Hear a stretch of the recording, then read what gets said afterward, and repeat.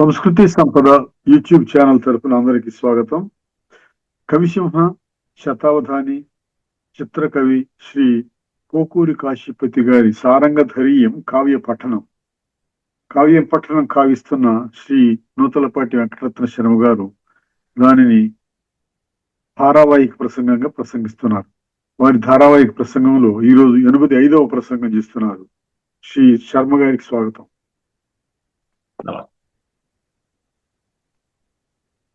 పిన్ననాట నుండి పెంచి పెద్దను చేసి నీ కడుపున పెట్టి నీళ్లు విడువనాయనిటుల ఇటుల చేయనాయమా ఎప్పుడేని ఎగునిడని తావహింపు మనుచు.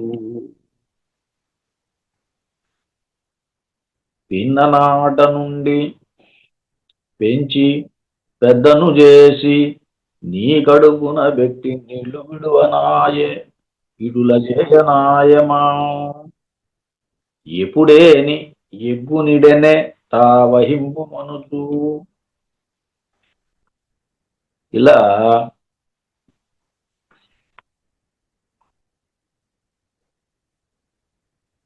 మేనకాదేవి శివకథలో చెలికెత్తుతో చెప్తూ ఉన్నటువంటి సందర్భం, అలాగే రెండవ కథలో తార చెలికెత్తుతో చెప్తున్న సందర్భం, మూడవ కథలో రత్నాంగి రాజు పెద్ద భార్య చెలికెత్తుతో చెప్తున్నటువంటి సందర్భం. పిన్ననాట నుండి పెంచి పెద్దను చేసి, చిన్నప్పటి నుండి కూడా పెంచి పెద్ద చేసి నీ కడుపున పెట్టి నీళ్లు విడవనాయనిటు.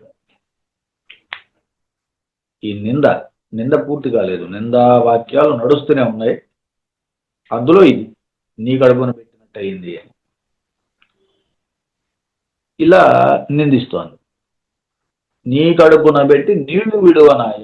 సాధారణంగా నీళ్లు విడవడం అనేది ఆశ వదిలిపోవడం, వదిలేయటం అనే దానిలో, ఇచ్చేయటం అనే దానిలో నీళ్లు వదలటం అనేది ఒక చక్కని జాతీయం. నీళ్లు విడవనాయే ఇటుల చేయ నాయమా, ఈ రకంగా నీ పొట్టను పెట్టుకోవడం న్యాయమా అని. ఇది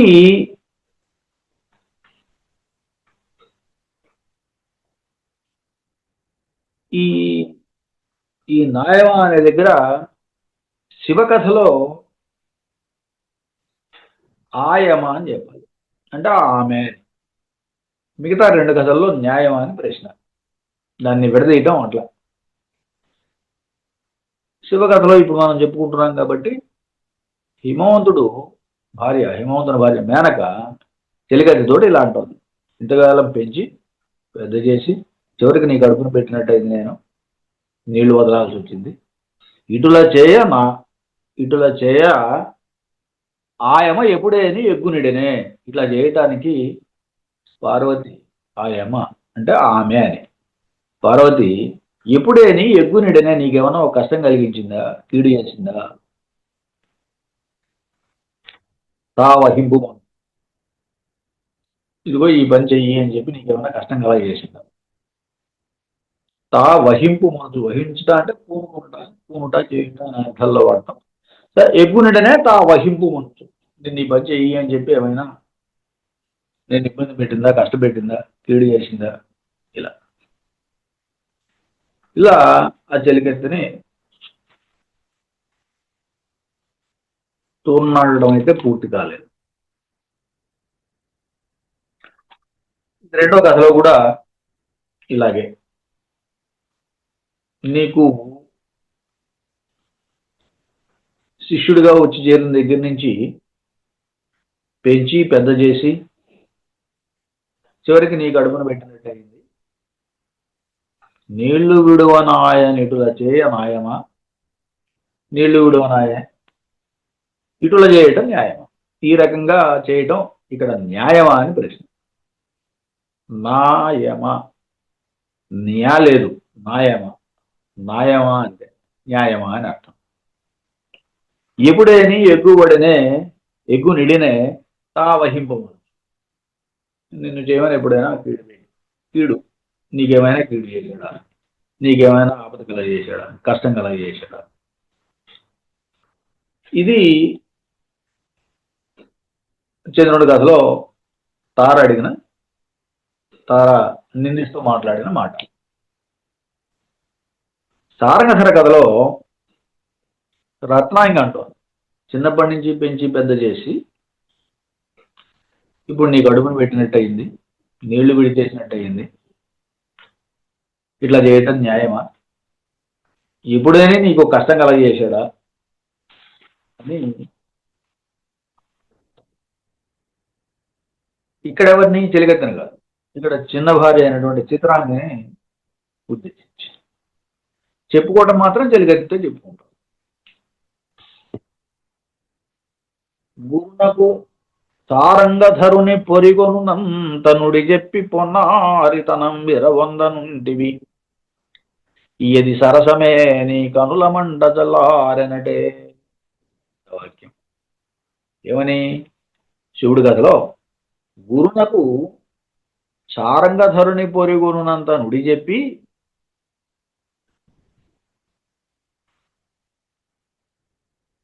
సారంగధరుని గురించి అంటే శివకథలో శివుని గురించి. ఎవరికి చెప్పి? గురునికి. గురుడెవరు? ఇక్కడ తండ్రి, ఇక్కడ భర్త, ఇలా రకరకాల అర్థాలు ఉన్నాయి కాబట్టి ఇక్కడికి గురునకు అన్నప్పుడు ఈ ఈ హిమవంతుడికి అని, గిరిరాజుకి అని, లేదా పార్వతి తండ్రికి అని కూడా చెప్పచ్చు. గురునకు సారంగధరుని పొరిగొనునంత నుడి చెప్పి సారంగధరుడి మీద ఏదైతే దృఢంగా మనసు నాటేటట్టుగా చెప్పి పొనారితనము ఎరవందనుంటివి, ఇదిగో ఈ రకమైనటువంటి నేర్పరితనాన్ని నువ్వు చూపించావు. ఇది సరసమే నీ కనుల మంట చల్లవారనటే. నీ కనుల మంట ఇద్దరితో చల్లారిందా అని. కనుల మంట ఇది కూడా ఒక చక్కని పద్ధతి. మనం జాతీయాలు ఈ భాగంలో కొంచెం జాతీయాలు తెలుగులో మనం మాట్లాడే నిత్య వ్యవహారికంలో మాట్లాడుతున్న కొన్ని పదాలు దీంట్లో కనిపిస్తుంది. ఇప్పటిదాకా కవిత్వం చాలా గహనంగా కొంచెం దట్టంగా నడిచింది. ఇప్పుడు నింద వాక్యాలు వచ్చేసరికి కొంచెం భాషా సరళి అవన్నీ కూడా నిత్య వ్యవహారికంలో ఎలా ఉంటాయో అలా వచ్చేస్తున్నాయి. గురునకు సారంగధరుని పొరిగొనునంత నుడి చెప్పి దృఢంగా ఆయనకి మనసు కలిగేంత మాటలు చెప్పి శివుని గురించి ఇప్పుడు పొనారితనంబు ఎరవందనుంటివి, తెలియనట్టుగా అలా ఉన్నావు, ఒక నంగనాచితనంలాగా. ఇది సరసమే నీ కనుల మంట చల్లారినట్టే. ఇదే మాట తార విషయంలో గురునకు అంటే బృహస్పతికి అని, సారంగధరుడు అంటే చంద్రుడు. ఇంకా అంతకు మించి దీనిలో పెద్ద తేడా ఏం లేదు. అలాగే సారంగధరుడి కథలో అయితే అక్కడ గురుడు అంటే రాజు అని అర్థం, రాజరాజ నరేంద్రుడికి అని. సారంగధరుడు అనేది పేరు, అక్కడ సారంగధరుడి మీద ఆయనకి చెప్పి అని. ఇలా మూడిట్లో కూడా పెద్దగా మార్పు లేదు. కానీ మూడు కథల్లో చెప్పింది ఏంటంటే ఆ సారంగధరుడి మీద మనసుకు ఎక్కేటట్టు చేసి ఉన్నది లేని చెప్పేసి ఇలా జయించావు, సో నీ కనుల మంట చల్లారిందా అనేది నింద. నాదు భర్త ఇంట పాదం బిడిన నాడే గుజగుజలను చేసి కొంపగిట్టి పాటు తెచ్చినావు, పడుగా గుండువే ఉసురు తగలకున్నే ఉరుల తెరుప. సరే, మూడు కథల్లో ఒకటే, ఇక్కడ ఏం భావంలో ప్రత్యేకించి చెప్పాల్సింది లేదు. ఇందులో ఏమిటంటే నా భర్త ఇంట పాదం పెట్టిన దగ్గర నుంచి, నా భర్త ఇంట పాదం పెట్టిన దగ్గర నుంచి గుజగుజలను చేసి, గుసగుసలు అని, గుజగుజ అనే మాట గుసగుజ అని అర్థం చెప్పచ్చు. రహస్యంగా చెప్పాల్సినవి చెప్పి గుజగుజలను చేసి కొంపకిటి పాటు తెచ్చినావు, ఇటువంటి కీడు కలగజేసావు ఇంటికి. పాడు కాకుందువే ఉసురు తగలకుందే ఊర్ల జరుప. ఇది చివరి వాక్యం. చెరపకురా చెడేవు అని ఊర్లను చెరపడానికి ప్రయత్నం చేస్తే వాళ్ళ ఉసురు తగలకుండా ఉంటుందా అని చెప్పేసి ఆ తల్లి మరి బాధపడుతోంది రత్నాంగి. అలాగే అక్కడ తార, ఇక్కడ మేనకాదేవి. సఖియవనుచు నీరు సబ్బాయి మాటలు నమ్మి మోసపోయనాదు భర్త, అతని వలన ఇంచుకైన దోషము లేదు, నీవే ఇంత చేసినావు గదవే. ఇందులో కూడా పెద్ద కష్టమైన పదాలు ఏం లేవు. సఖియవనుచు నీరు సబ్బాయి మాటలు నమ్మి మోసపోయనాదు భర్త. సరే, నీ చక్కని మాటలన్నీ కూడా విని నా భర్త మోసపోయాడు, అతని వలన ఇంచుకైన దోషం లేదు. ఎవరి వల్ల? హేమవంతుడి వల్ల. కథలో ఈ కథలో బృహస్పతి వల్ల, ఇంకో కథలో రాజరాజ నరేంద్రుడి వల్ల. చెప్పిన మాటలు విన్నారు అంతే. అతని వలన ఇంచుకైన దోషము లేదు, నీవే అంత చేసినావు గదవే, నీవే చేసినంత చేసావు కదా అని నింద. అని దూరుచు నుండిన గన్గొనియా చెలి ఆమెతో గొణుగుచు కసిని ఇట్లని బదులు వల్కదొడగను, వనిత ఇటు దుడుకు నుడులు పలుకగదగునా. ఆ మాటలు విన్నటువంటి ఆ చెలి ఏమంటోందిట? అని దూరుచు నుండిన, ఆ రకంగా మేనకాదేవి దూరుతూ ఉన్నప్పుడు, తిడుతున్నప్పుడు కనుగొని ఆ చెలి ఆమె తోడ గొణుగుచు కసిని ఇట్లని బదులు పలకదొడగాను. కోపంతో ఇట్లా బదులు చెప్పడం మొదలుపెట్టింది. ఏమంటోంది? వనిత ఇటు దుడుకు నుడులు పలుకగదగునా. ఈ రకంగా దుడుకు మాటలు,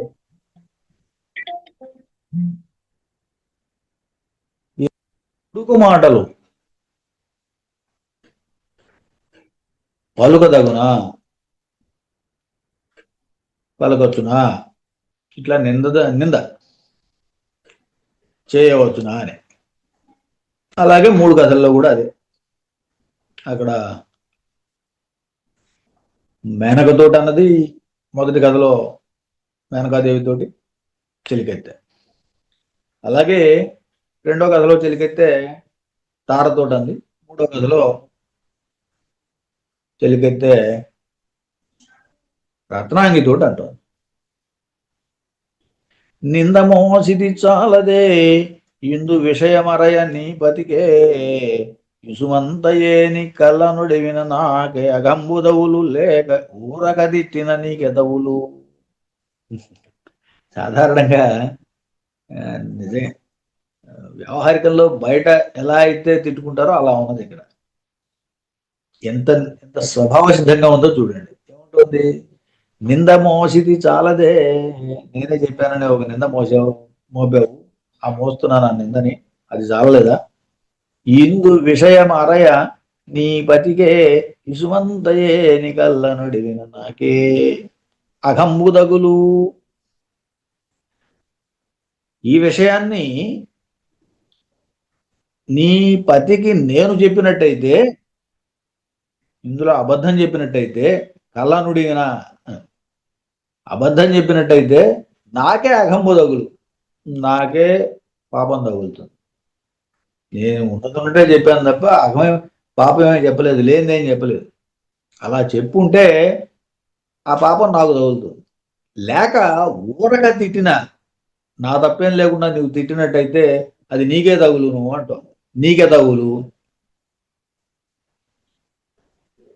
ఇందులో నింద మోసిది చాలదే, ఇందు అంటే ఈ విషయంలో, ఇందు విషయము అరయ నీపతికే ఇసుమంతయేని, నీ భర్తకు నేను కొంచెమైనా సరే కళ్ళనొడివిన అబద్ధం చెప్పినట్టయితే నాకే అఘంబు తగులు, నాకే పాపం తగులుతుంది. లేక ఊరక తిట్టినా నీకే తగులు. నువ్వు ఊరికే దిక్కినట్టయితే నీకే తగ్గుతుంది ఆ పాపం ఏదో. ఇది ఈ విషయం గూర్చి అని ఇందు అంటే ఇందు విషయం అరయ అని. అదే చంద్రుడి కథలో మాత్రం చంద్రుడి విషయమే అని అర్థం చెప్పాలి. ఇందు అంటే చంద్రుడు అనే అర్థం ఉంది, అందుచేత నింద మోసిది చాలదే ఇందు విషయం అరయ అంటే చంద్రుడి విషయం తెలుసుకోవడానికి. నీ బతికే ఏను ఇసుమంత ఏని కళ్ళనుడివినా కొంచెమైనా అబద్ధం చెప్పినట్టయితే అని. ఇందు అన్నప్పుడు మాత్రం ఈ చంద్రుడి కథలో చంద్రుడు అని అర్థం. మిగతా రెండు కథల్లో ఇందు అంటే ఈ విషయం అని. నీవు నీ మగండు నెరి మంచి వారులే ఇతరులే గదా గణింప చెడుగు చెడుగులవురే మంచి మాటే నోరుండే ననుసును మందినాడి పోసుకుందు. నీవు నీ మగడు నెరి మంచి వారలే, చాలా మంచివాళ్ళే. నీవు నీ మగడు నెరి మంచి వారలే ఇతరులే కదా గణింప చెడుగులవురే. ఇతరులు మాత్రం చెడ్డవాళ్ళు. ఇతరులే కదా గణింప చెడుగులు అవురే మంచి మాటే. నువ్వు చెబుతున్నది ఏదో మంచి మాటే. నోరుండే ననుచును మందిని ఆడిపోసుకుందు వేళ. నోరుంది కదా అని మందిని ఆడిపోసుకోవటం అంటే ఇతరులను ఆడిపోసుకోవటం అన్నది. ఇది నిందావాక్యం. నీకేదో నోరుందని చెప్పేసి అందరినీ అంటే సరిపోదు కదా అని. నువ్వు నీ భర్త కూడా మంచివాళ్ళేనమ్మా. నీవు నీ మగండు నెరి మంచి వారలే, మీలో ఏం లోపం లేదు, మీరు మంచివాళ్లే. ఇతరులే కదా గణింపక చెడుగులు, వేరే వాళ్లే కదా చూడగా చెడ్డవాళ్ళు. అవుడే మంచి మాటే, నువ్వు మంచి మాట చెబుతున్నావు. నోరుండే ననుచును మందిని ఆడిపోసుకుందు వేళ కదా అని చెప్పి ఇతరులని ఆడిపోసుకుంటారు ఎందుకు అని తెలివితే అడుగుతోంది.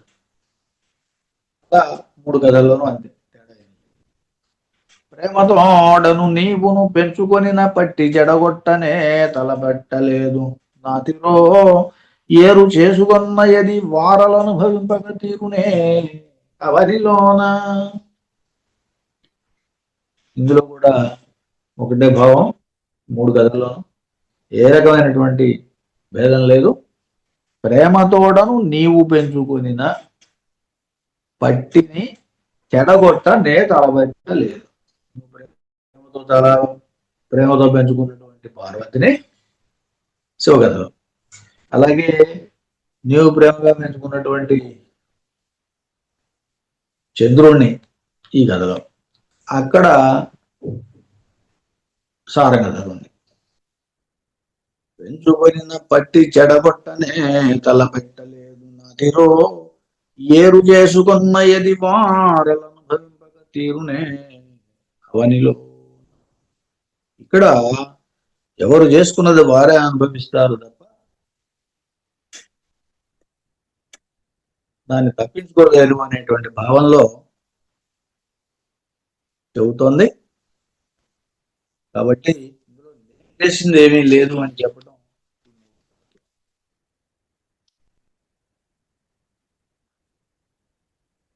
పడది సారంగధరుని నడవడి ఎరింగియు నీదు నాథుండిలే పడజేసే పరుల దూరిన గడు పాతకమీవు మూటగట్టుకున్న కన మూటగట్టుకొనే కొననెక కొనెనక కొనెనే కాదే. పడది సారంగధరుని నడవడి నెరిగియునేదు నాథుండిటులేర్పడజేసి. సారంగధరుని యొక్క నడకను తెలుసుకున్నటువంటి నీ నాథుడు, సారంగధరుడు అంటే శివుడు, శివుని యొక్క నడవడికి తెలిసినటువంటి నాథుడు అంటే హిమవంతుడు. ఎరిగియను నీదు నాథుండు ఇటులు ఏర్పడజేసే ఈ ప్రయాణాన్ని ఏర్పాటు చేశాడు. పరుల దూరిన కడుపాతకమేవు మూటగొట్టుకునక. ఇతరులను నిందించినట్టయితే ఆ పాతకాన్ని నీవు మూట కట్టుకుంటావు కదా, ఆ పాపాన్ని నీవే మూట కట్టుకుంటావు కదా అని అర్థం. ఇది ఈ కథలో. శివుడి కథలో. చంద్రుడి కథలో కూడా పడతి సారంగధరుని నడవడి నెరిగియు, చంద్రుడి యొక్క నడవడిని తెలిసి నీదు నాథుడైనటువంటి బృహస్పతి ఇట్లా ఏర్పాటు చేశాను. ఆయన ఇంటికి పంపించాడు, అత్రి దగ్గరికి.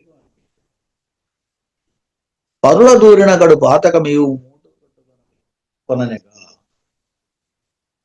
ఇట్లా ఇతరుల మీద నింద చేస్తే ఆ పాతకం మీద నీవు మూట కట్టుకోవాల్సి వస్తుంది అని చెప్పాడు. సారంగధరుడి కథలో కూడా ఏంటంటే పడతి సారంగధరుడు నడవడిని ఎదిగేను, నీదు నాథుండు ఇటులు ఏర్పడేసి. సారంగధరుని యొక్క నడవడికని తెలిసినటువంటి రాజు ఈ రకంగా వాడి జైల్లో వేశాడు, కారాగారంలో వేశాడు. పరుల దూరిన అక్కడ పాతకమేవు మూట కట్టుకునేగా, ఇదిగో ఈ రకంగా నీవే మూట కట్టుకోవాల్సి వస్తుంది అన్ని అని అనుతూనే ఏగనంతా ఆ రకంగా వెళ్ళిపోయింది. ఆ మాట అనేసి వెళ్ళిపోయింది నాకు తెలియదు. ఆ రసాధర గురు దయగాంచు యసఖి ఇటులనే. ఆ రసాధర గురు జాయగాంచి, ఎవరి నుంచి? రసాధర గురు జాయ. రసాధరము, రసాధర గురు.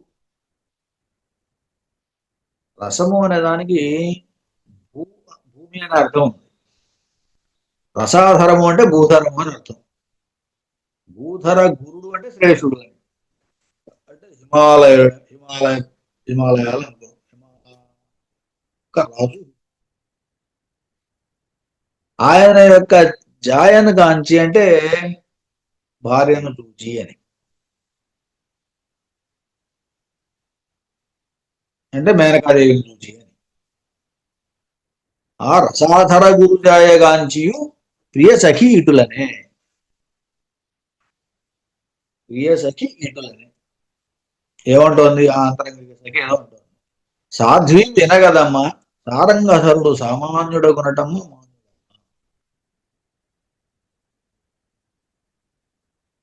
సారంగధరుడు శివుడు, సామాన్యుడగునటమ్మ మాన్యుడమ్మ. ఇక్కడ సామాన్యుడు మాన్యుడు, సాధారణమైన మనిషి కాదు. మాన్యుడు అంటే గౌరవింపదగిన వాడు, సేవింపదగిన వాడు. ఇలా ఆ చెలికత్తె కూడా, ఆంతరంగిక చెలికత్తె ఏదైతే చాలా ఇష్ట సఖి ఉందో ఆమె కూడా ఏం చెబుతోందంటే, ఇప్పుడు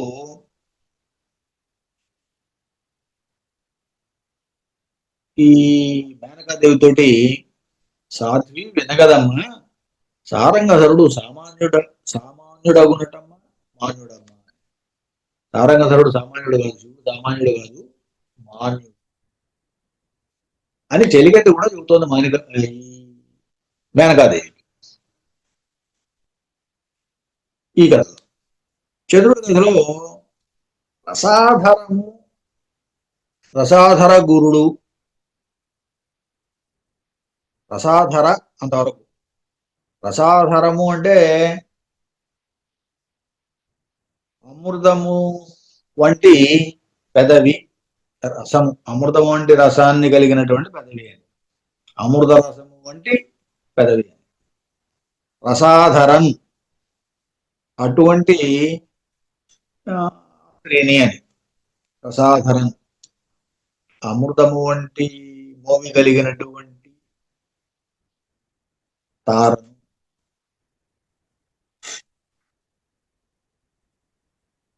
రసాధరం గురుజాయన్. గురుజాయ అంటే గురు బృహస్పతి యొక్క భార్య అని. గురుజాయన్ కాంచియు గురుపత్ని అయినటువంటి తారను చూచి ప్రియ సఖి ఇటులనే. ఆంతరంగిక చెల్లి ఇలా ఉంటుంది. సాధ్వీ వినగదమ్మ సారంగధరుడు సామాన్యుడగునటమ్మ మాన్యుడమ్మ. సారంగధరుడు చంద్రుడు సామాన్యుడు కాడు, మాన్యుడు. ఈ రకంగా ఈ కథలో చెప్పి ఆ ఇష్టసఖి ఎవరైతే ఉన్నారో వాళ్ళే తిరిగి చెబుతున్నారు. మూడో కథలో కూడా ఆ రసాధర గురుజాయగాంచి, రసాధర గురుడు అంటే దాని యొక్క శ్రేష్ఠుడు, రాజు, ఈ అర్థం చెప్పాలి. అనగా రాజు, రాజరాజు నరేంద్రుడు. రసాధర గురుజాయన్, గురుజాయన్ అన్నప్పుడు ఇక్కడ జాయ అంటే భార్య, గురుజాయ అంటే పెద్ద భార్య. గురుజాయన్ ఇద్దరు భార్యలు ఉండటం వల్ల ఈ అవకాశం ఇక్కడ గురు పెద్ద అని చెప్పాలి. గురుజాయన్ పెద్ద భార్యను అయినటువంటి రత్నాంగిని కాంచి ప్రియ సఖి ఇటులనే అంతరంగిక సఖి ఇలా అంటాం. సాధ్వి వినగడం శారంగధరుడు మాన్యుడమ్మా. శారంగధరుడు సామాన్యుడు కాదు, అసామాన్యుడు, మాన్యుడు. ఇలా ఇష్టసఖులు ముగ్గురు మూడు కథల్లో కూడా అక్కడ శివుణ్ణి, రెండో కథలో శారంగధరుడు చాలా గొప్పవాడు. అరివర్గమునగార్తి నరపి పారగదోలి కువలయంబునకు మేల్ కూర్చుచుండు. పంకజాతులను గర్వముడింద ముడిగించి సద్గణంబును మహాశక్తి నేలు. దోషగుణముల సత్తుగా విశదమునర్చి విభుదులనెప్పుడు జీవింపజేయు. పగలు వచ్చిన మంచి పడుటగాదని ప్రీతి మిత్ర మండలితోడ మెలగుతుండు. రాజరాజునకెన్న నిరంతరంబు హితముగా నుండుటయే ముఖ్య వృత్తిగా అల్పకార్యము సరిపడదతనికమ్మా. రాజమాతృడే ఘనుడు సారంగధరుడు. ఇలా తెలిగితే చెప్తాను.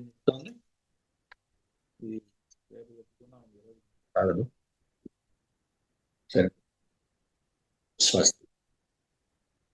కవిసింహ శ్రీ పోకూరి కాశీపతి గారి సారంగధరీయం కావ్య పఠనం గావించిన శ్రీ నూతలపాటి వెంకటరత్న శర్మ గారికి ధన్యవాదాలు.